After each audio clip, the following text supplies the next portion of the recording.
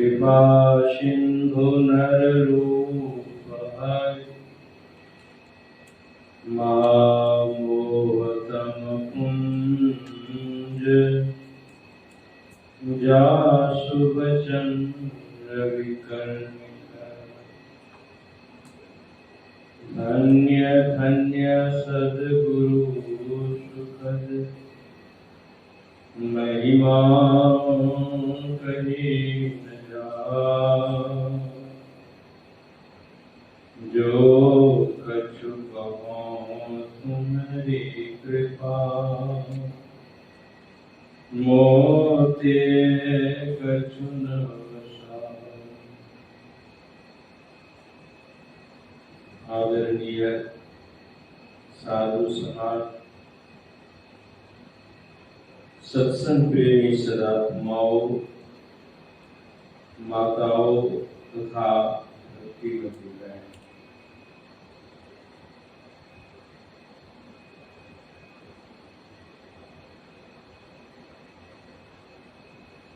सृष्टि में संत भी आते हैं और असंत भी। ऐसी है सृष्टि जहाँ संत भी हैं और असंत भी, दैविक वृत्ति के लोग भी हैं और आसुरी वृत्ति के लोग भी।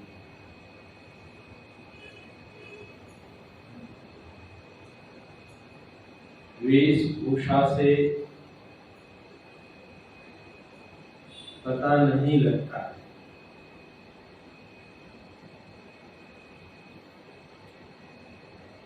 क्योंकि वेश तो रावण ने भी बनाया था, काल नेमी ने भी बनाया था। वेशभूषा से समझ में नहीं आता। जब आप संतों के विचारों में डूबेंगे, संतों के ज्ञान को सुनेंगे, भगवंतों के विचार को समझेंगे, तब आपके जीवन में विवेक विचार बढ़ेगा। यदि आप संतों के विचारों में नहीं लगाते, इसलिए जो संत समाज जहाँ है, अभी हम लोग संत समाज में बैठे हो, यह संत समाज कहीं असंत समाज भी, जहाँ पर असंत समाज में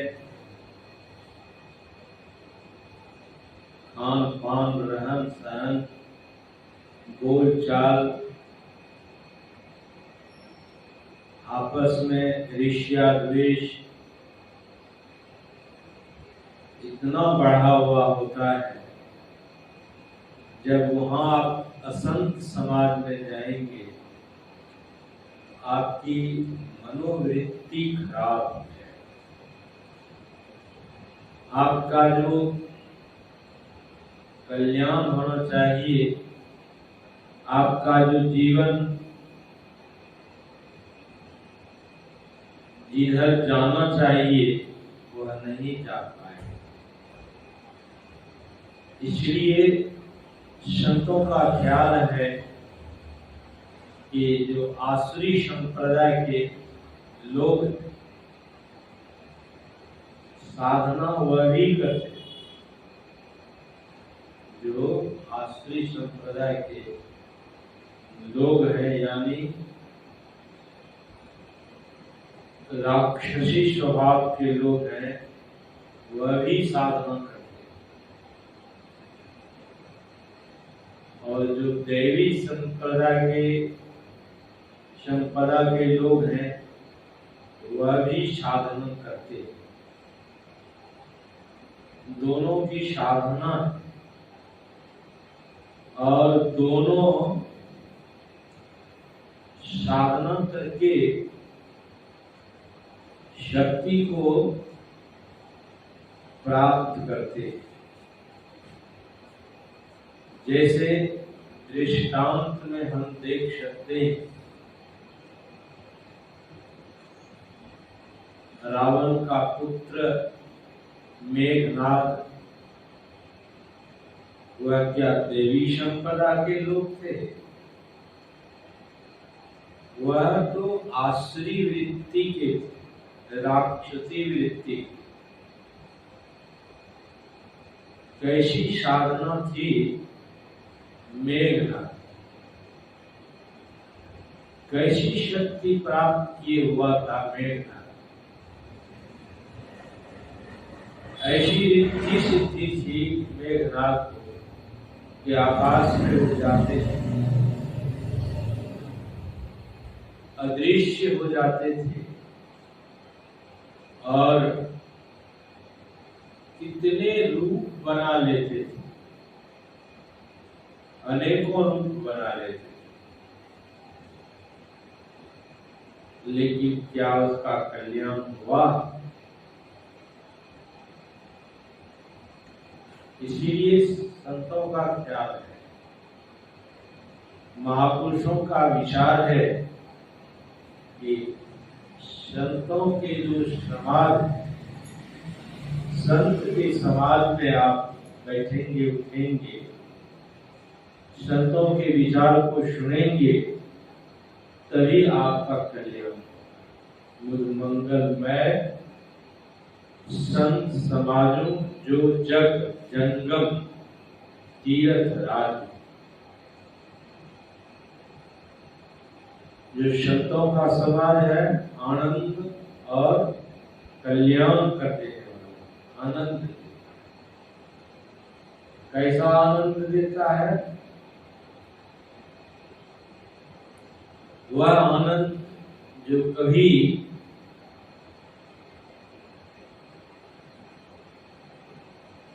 उस आनंद से भरपूर शांति सुख मिलता है और कल्याण यानी मोक्ष में मिला देता है। ये मानस से भी आपको पाठ करके सुनाया है कि संतों का जो समाज है, अभी हम लोग समाज, संतों के समाज में बहुत समाज है, एक ही प्रकार का समाज नहीं, बहुत प्रकार का समाज है। लेकिन संतों के जो समाज है वह कैसा है, कैसी यह सभा है? संतों का मानस में आया है, संत सभा अनुपम अवध। संतों की जो यानी जहाँ समाज होगा वहाँ सभा हो। यह सभा है। सभा किस लिए होता है? इसलिए होता है,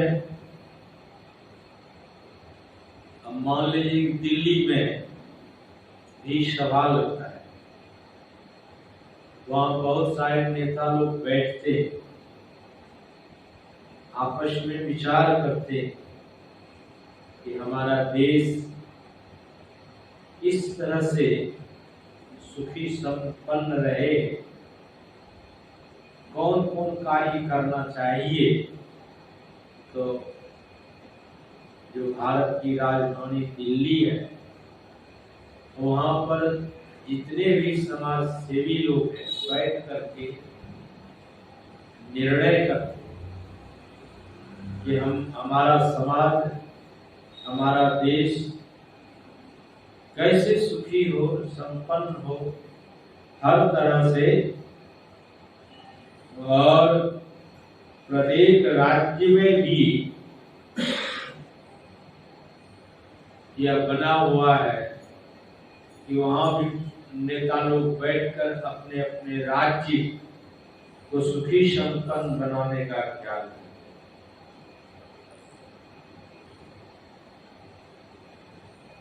उसी तरह से यह जो संत समाज है, यह संत समाज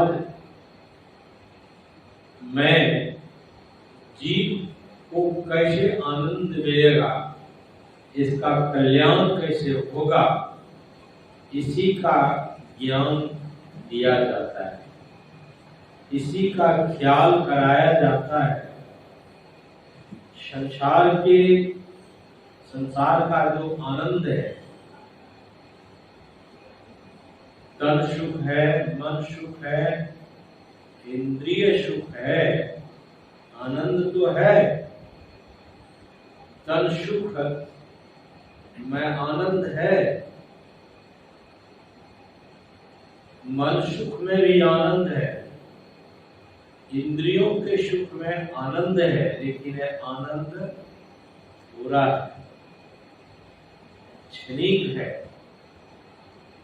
लेकिन संतों के ज्ञान से वह सुख मिलता है,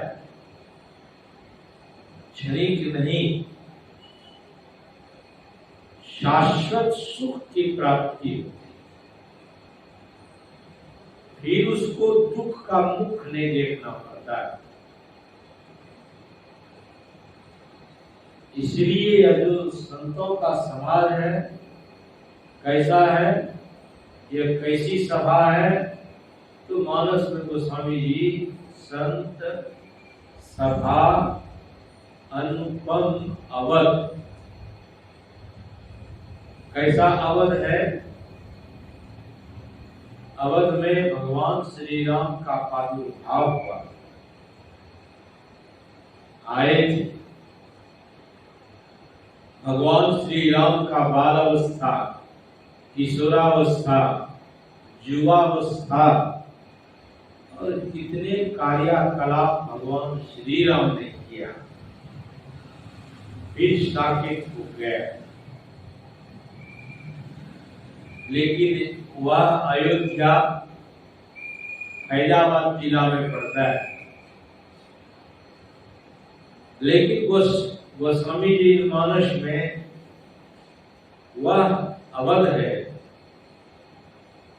जहां वध नहीं होता है, जहां आवागमन का चक्र से उसको छुटकारा मिल जाता है। कहाँ मिलेगा यह ज्ञान? तो संतों की सभा।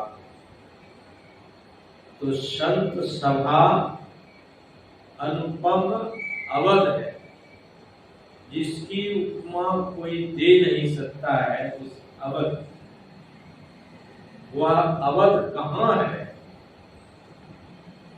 यहाँ तो हैदराबाद में जो अवध है उसके तो उपमा उपमेय दे सकते हैं, लेकिन जो अवध है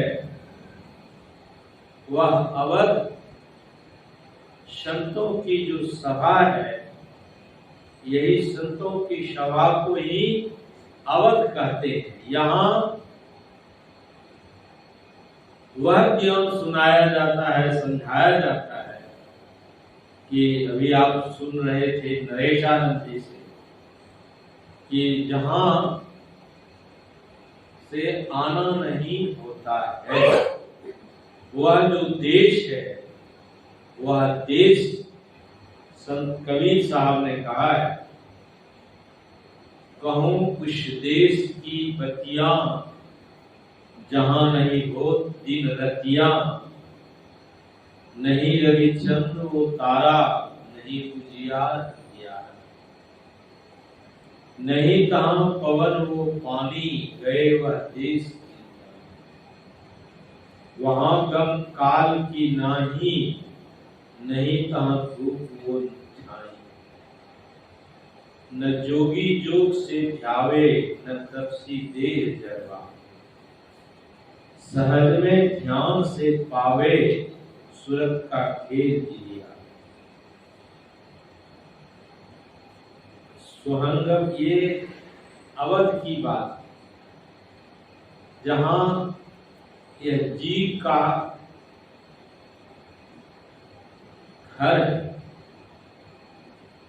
वह स्थान का यह पता है। सुहंगम नाद नहीं भाई, न बाजे शंख सहनाई, निहच्छर जाप जापे, उठत धुन शून्य से आप।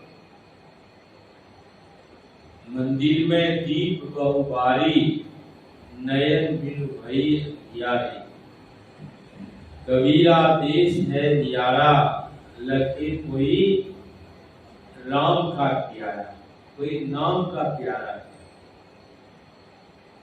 तो यह संत के समाज है, यह जो सभा है संतों का, इस सभा में वह ज्ञान सुनाया समझाया जाता है।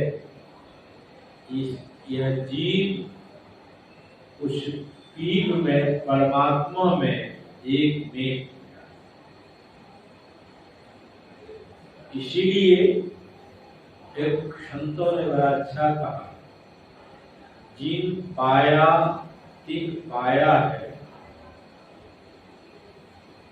सुख संत सखी है। जिस किसी ने कुछ पाया है, तो संतों के समाज में आकर संतों के विचारों को सुन करके उन्होंने कुछ पाया। जिन पाया तिन पाया है, शुद्ध संत सखी।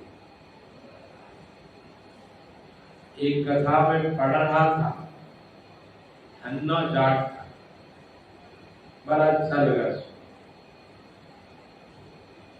वह धन्ना जाट पढ़ा लिखा नहीं था,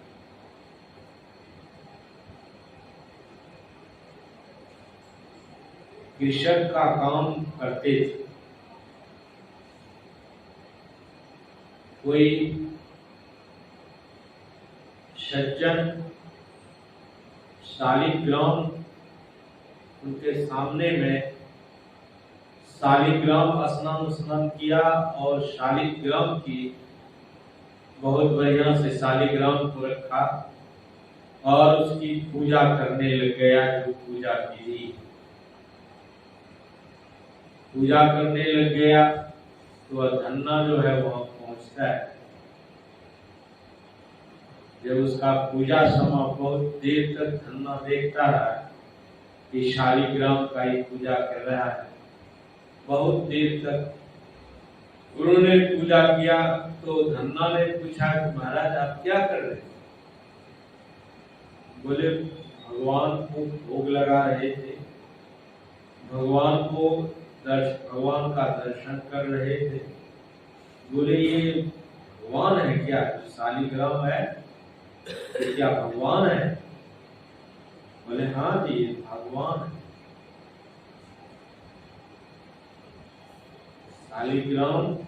शालिग्राम आप लोग देखते हैं कितना बड़ा, 4 हाथों का कि 5 हाथ का, बहुत छोटा सा होता है।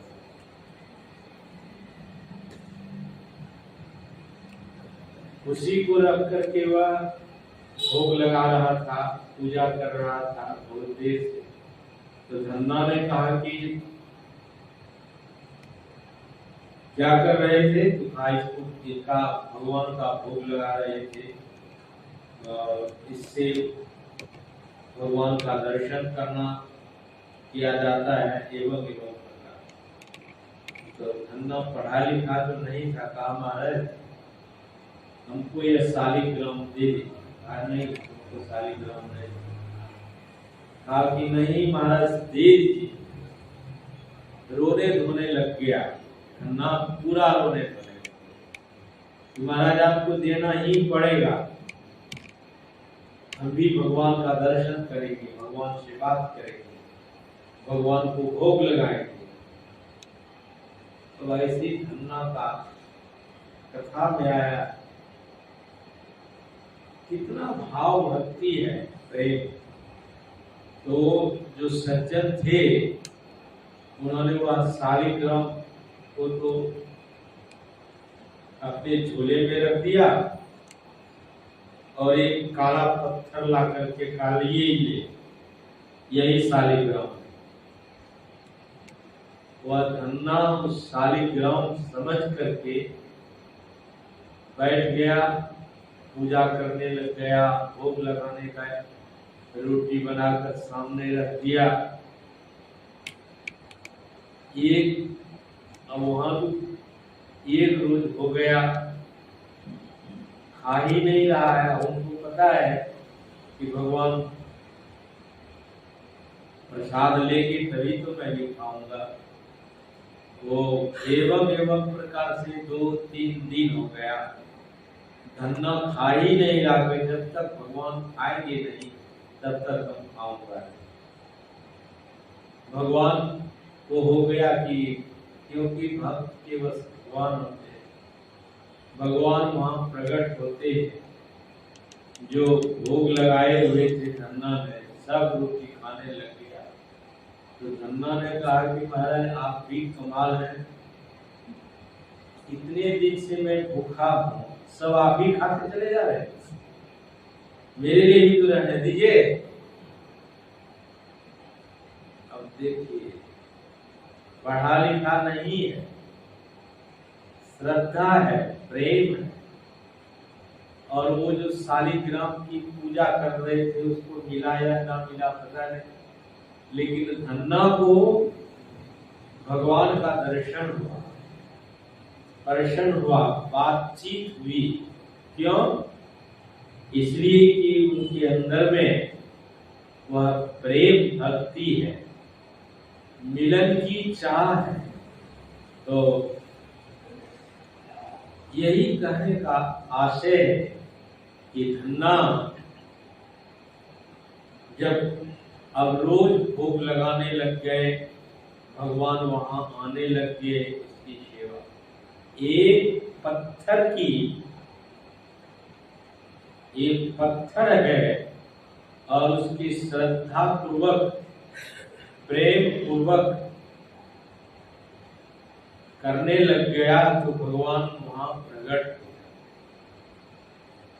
उनके सारे निवेदन को पूरा करते। ये कथा है, लेकिन मुक्त हो जाएगा ऐसा नहीं। ये कथा इसलिए दिखाया गया है, बताया गया है कि धन्ना वो जाट है, लेकिन सेवा भक्ति से भगवान को प्रसन्न कर रहे। यो को यदि आप विचार करेंगे, भगवान कृष्ण आए, भगवान राम आए, भगवान राम आए, रावण को दर्शन मिल रहा है, बातचीत हो रहा है। बहुत ऐसे बंदर भालुओं को भी भगवान का दरस परस हो रहा है, लेकिन क्या सबका कल्याण हुआ? सभी सुखी हुए? उसी तरह से भगवान कृष्ण का दर्शन हो रहा है, अर्जुन का रथ हाँक रहा है, लेकिन क्या अर्जुन का कल्याण हुआ? भगवान श्री कृष्ण ने अर्जुन को गीता में क्या उपदेश दिया कि हे अर्जुन, सभी धर्मों को छोड़कर मेरे शरण में आ। सभी धर्मों को छोड़कर मेरे शरण में आ जा, तो मैं तुम्हारा उद्धार करूंगा। अब विचार करिए कि अर्जुन भगवान श्री कृष्ण के शरण में थे कि नहीं? यदि भगवान श्री कृष्ण नहीं होते तो पांडवों की क्या स्थिति होती? लेकिन भगवान श्री कृष्ण गीता में अर्जुन को क्या उपदेश दिया? यही उपदेश दिया कि हे अर्जुन, सभी धर्मों को छोड़कर मेरे शरण में आ। यहाँ मेरे शरण से तात्पर्य स्थूलता से नहीं है। भगवान के जो सूक्ष्माति सूक्ष्म रूप है, संतों के जो सूक्ष्माति सूक्ष्म रूप है, ऐसे रूप का जब तक दर्शन नहीं होगा, जब तक साधक साधना करके वहां तक नहीं पहुंचेगा, तब तक उसका कल्याण नहीं हो सकता है, उसको आनंद नहीं मिल सकता है। इसलिए सारे भगवंत और संत कहते हैं, यह जो संतों की सभा है, यह संतों की सभा बहुत अनुपम है। उपमा नहीं दी जाती है, दी जा सकती है। तो संतों के सभा में ज्ञान की प्रधानता है। संतों की सभा में ज्ञान की प्रधानता है, और वह ज्ञान को हम 4 भागों में विभक्त कर सकते हैं। श्रवण ज्ञान है, मनन ज्ञान है, निधिध्यासन ज्ञान है और अनुभव ज्ञान। अभी जो आप लोग सुन रहे हैं, यह श्रवण ज्ञान है। घंटों घंटों आप सुन रहे हैं, यह श्रवण ज्ञान है। श्रवण ज्ञान में आपने बहुत सुना,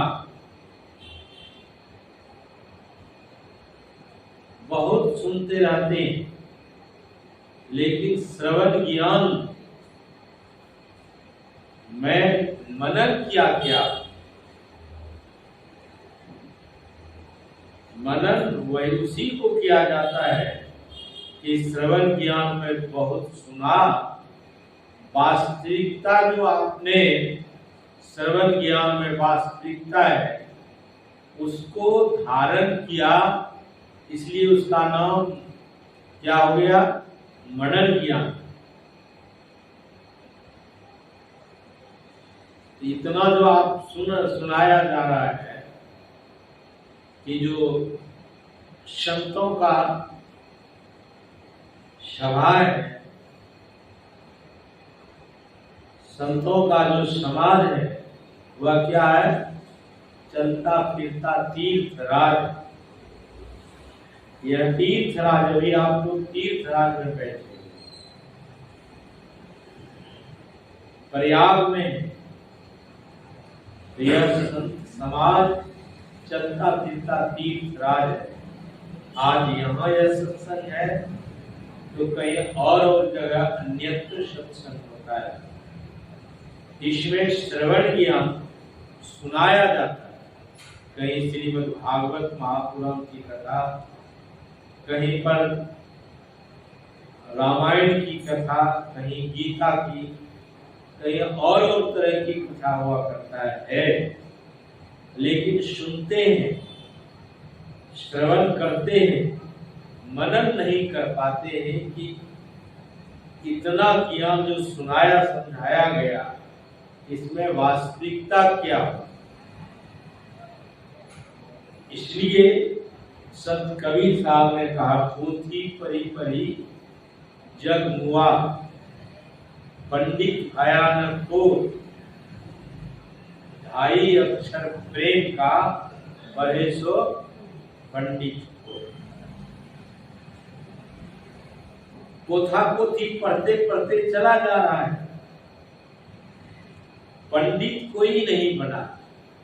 कबीर का है, कबीर साहब, पोथी परी परी जगमुआ, पंडित भयानक को, ढाई अक्षर प्रेम का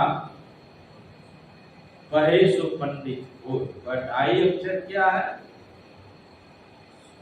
लोग कहते राम भी ढाई अक्षर का है, ओम भी ढाई अक्षर का है, और बहुत सारा 2.5 अक्षर की बात करते।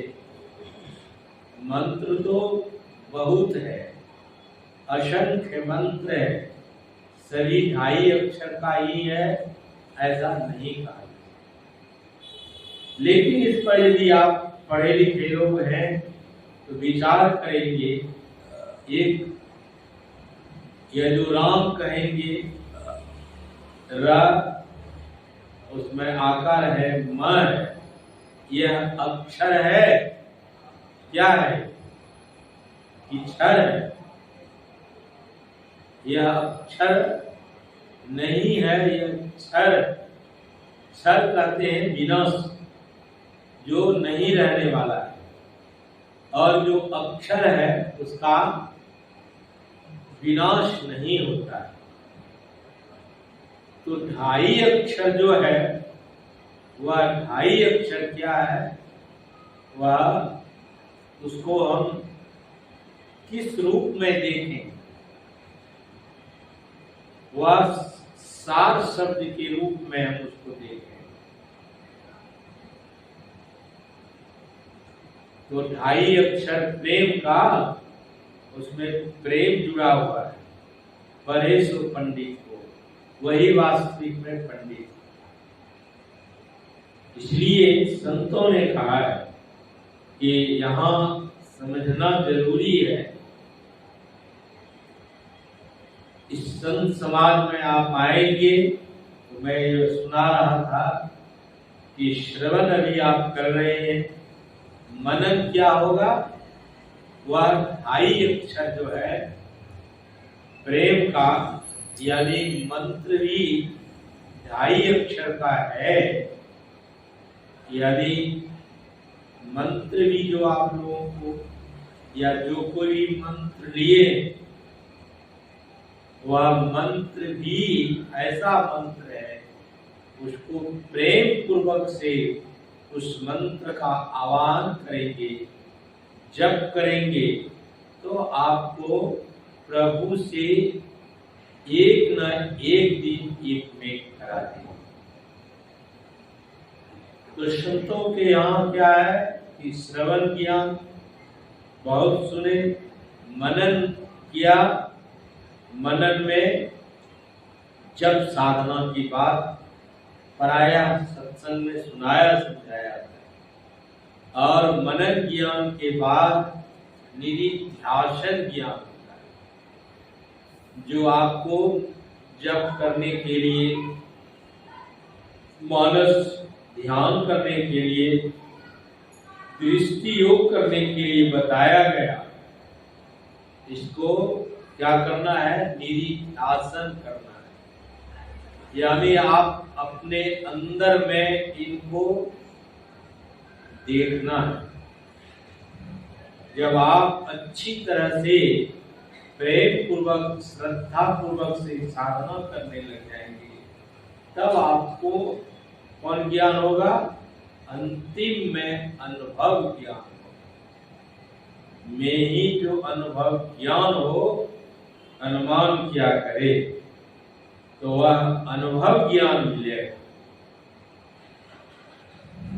तो यह सत्संग में श्रवण ज्ञान, मनन ज्ञान, निधिध्यासन ज्ञान और अनुभव ज्ञान की बात करें।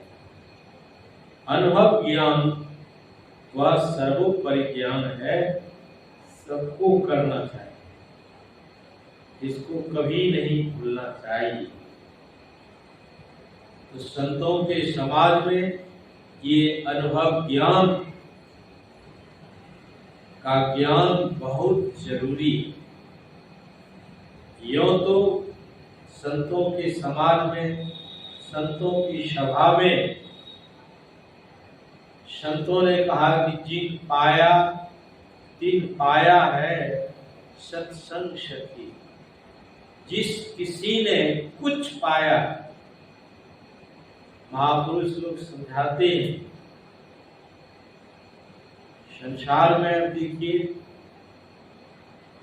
अभी आप सुन रहे थे, सुनी समझाई जन बुद्धि मन, मज्जहि अति अनुराग, लय 4 फल अछत तनु। साधु समाज पर्याप्त। 4 फल मिलता है, अर्थ, धर्म, काम और मोक्ष। यह सत्संग की ही महिमा है। जो सत्संग करते हैं, साधना करते हैं, ये सत्संग साधना की ऐसी महिमा है जिससे यह चारों अर्थ, धर्म, काम और मोक्ष मिल जाते हैं। अर्थ भी मिलते हैं, धर्म में भी और काम भी। इसकी भी व्याख्या है, लेकिन मैं उधर नहीं जाना चाहता हूं। मैं जिन पाया तिन पाया है शुद्ध संत सखी। जिस किसी ने कुछ पाया है तो सत्संग से ही पाया। जो सत्संग करते रहेगा, साधना करते रहेगा, यह जो संस्कार है, यह संस्कार उसको बहुत कुछ देगा, लेकिन जानना होगा। बड़ा अच्छा संतों ने उपमा दे दे करके, जब तप यज्ञ करे को कितनों नाहक जन्म गमाया, तीरथ बरत करे कोई कितनों फिर भटका आया। वेद पढ़ी पढ़ी पंडित मरगा, फिर 84 आया।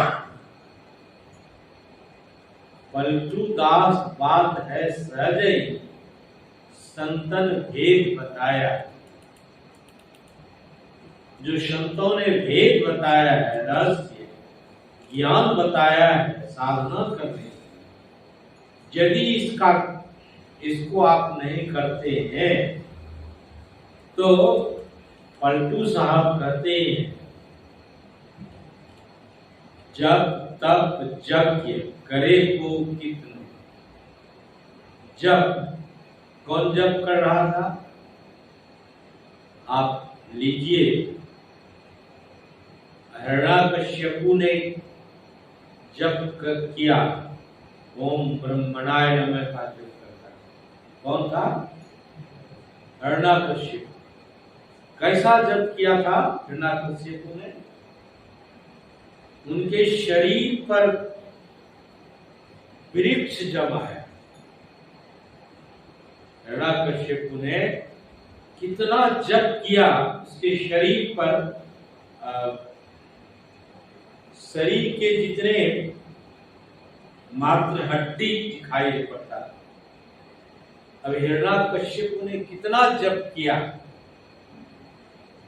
लेकिन हिरण्याकश्यपु को जप करने में क्या भावना थी, क्या ख्याल था? जब जो कर रहे थे हिरण्याकश्यपु, क्या ख्याल था? विष्णु को मारेंगे, विष्णु को मारेंगे, इसी ख्याल से हिरण्याकश्यपु जप कर रहा था, साधना कर रहा था। किसको प्रसन्न कर रहा था? ब्रह्मा को प्रसन्न कर रहा था। शरीर में हड्डी, मात्र हड्डी ही था। भावना क्या थी? विष्णु को मारना है, क्योंकि हिरण्याकश्यपु के भाई को भगवान विष्णु ने मारा। हिरण्याक्ष बदला लेने की भावना से हिरण्याकश्यपु जप कर। ये जो जप है यह तामस, इसलिए तामस जप का भर्त्सना हिरण्याकश्यपु जप कर रहा था। जप करने में कितना कितना दिन बैठा।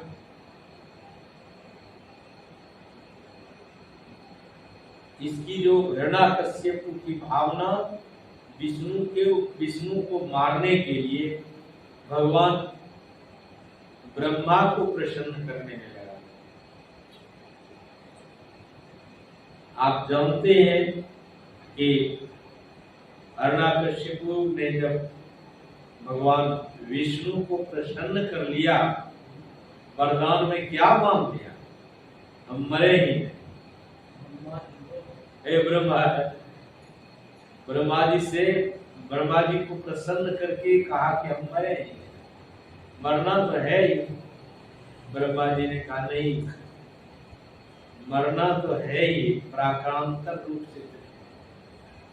हिरण्यकशिपु ने ऐसा वरदान मांग लिया कि अपने को समझने लग गया कि अब हमको कोई मार नहीं सकता, दिन में न मरे, रात में नहीं मरे, कोई और अस्त्र शस्त्र से नहीं मरे, ब्रह्मा जी से ऐसा होगा,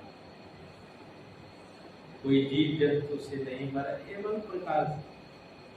लेकिन हिरण्यकशिपु की भावना क्या था? भगवान विष्णु को मारना। तो यह जो भावना है, जप करने की जो भावना है, इसीलिए ऐसे जप की प्रार्थना है। यह कौन सा जप है? यह तामसी जप। सात्विक जप किया किसने? जिसका नाम वाल्मीकि आप सुन रहे हैं, उसका पहला नाम क्या था? रत्नाकर। वाल्मीकि नारद खटजोनी, निज निज मुखनि कही निज होनी, जलचर थलचर नवचर नाना, जे जर चेतन जीव जहाना, मति की रति गति भूत भलाई, जब जो ही जतन जहां जो पाई, सो जानब सत्संग प्रभाव, लोक वेदना आन उपाय। अब वाल्मीकि जो इतने बड़े हत्यारे, उन्होंने भी साधना किया। उनको साधना करने का उद्देश्य किससे मिला? नारद से। और वह मंत्र दिया जप करने के लिए, राम मंत्र का जप करने के लिए वाल्मीकि को दिया। और कितना वाल्मीकि ने साधना किया? शरीर पर पूरा दीमक हो गया। कैसा बैठा होगा? कहने का है कि वाल्मीकि का क्या ख्याल है कि हमें राम मिल जाए, इसलिए राम मंत्र का जप कर रहा था। राम राम इतना बैठे हुआ है, जप कर रहा है। कैसा वह बैठा है कि शरीर में पूरा दीमक हो गया। क्या वो दीमक के कीड़े उसके शरीर को नहीं काटते होंगे? लेकिन कोई ने मन इतना लीन हो गया कि उसको शरीर का ही ख्याल। जब वाल्मीकि ने ऐसी साधना की, कहने का आशय यही है कि संतों का जो ख्याल है, जब भी करना चाहिए तो सात्विक जप करना चाहिए।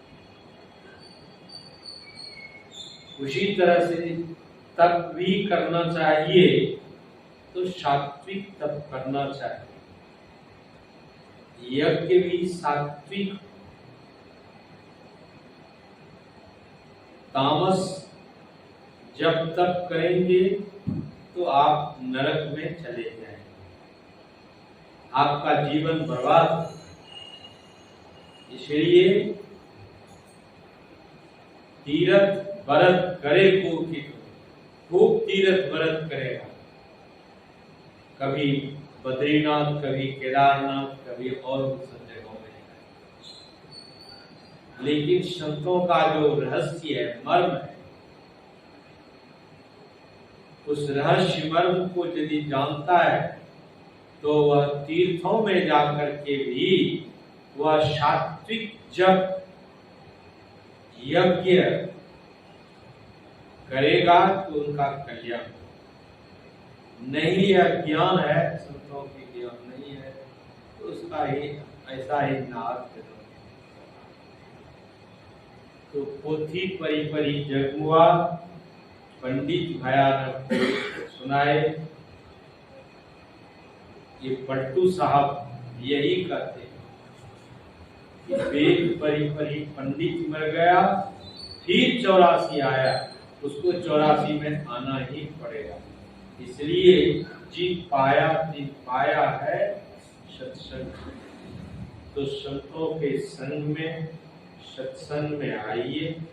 साधना की जो पद्धति आपको मिला है जप करने का, वह जप कीजिए, मानस ध्यान कीजिए, दृष्टि योग की क्रिया कीजिए। एवं प्रकार से यह जो साधना है यह शतोगुनी साधना है, और इसी शतोगुनी साधना से जीव का कल्याण होता है। यह जीव तीन में मिलकर एक में होता है। बोलिए प्रेम से श्री सद्गुरु